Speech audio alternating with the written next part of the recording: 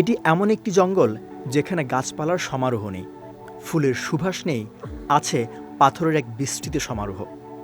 হাজারো বছর ধরে বৃষ্টি, বাতাস আর প্রকৃতির অন্যান্য শক্তি মিলে এই পাথরগুলোকে এমন আকৃতি দিয়েছে যা দূর থেকে দেখে মনে হবে প্রকৃতির হাতে গড়া এক পাথরের বন। চীনের ইউনান প্রদেশে অবস্থিত এই বিস্ময়কর বনকে শিলিন অর্থাৎ পাথরের জঙ্গল নামে ডাকা হয়। প্রকৃতির এই অদ্ভুত সৃষ্টি যা যুগে যুগে মুগ্ধ করে আসছে মানুষকে, এমনকি ইউনেস্কো ওয়ার্ল্ড হেরিটেজ সাইটের খাতায় রয়েছে এই স্থানের নাম।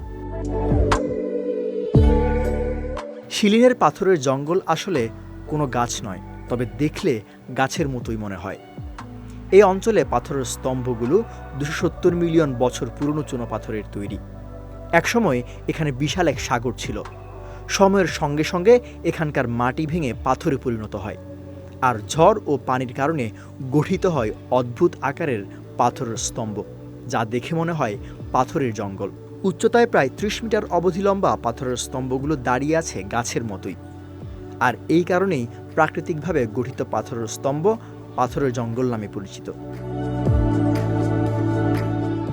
এই পাথরের জঙ্গলে ঢুকলে নিজেকে হারিয়ে ফেলবেন এক ভিন্ন জগতে।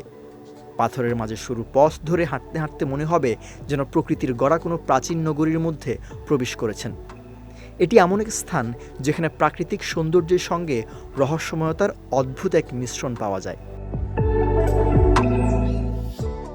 শিলিন শুধু প্রাকৃতিক সৌন্দর্যের জন্য নয়, এর ঐতিহাসিক এবং সাংস্কৃতিক গুরুত্বও অনেক।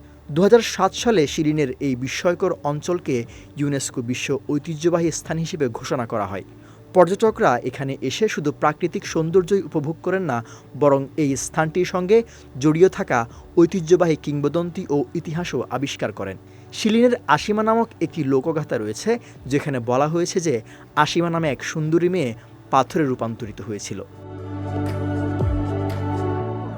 গবেষকরা বলছেন প্রায় 505 মিটার উচ্চতার স্তরগুলো তৈরি হয়েছে পার্মিয়ান যুগের মাকৌ এবং টিক্সিয়া গঠন থেকে। এই অঞ্চল চীনের বৃহত্তম কার্স্ট অঞ্চলগুলোর একটি।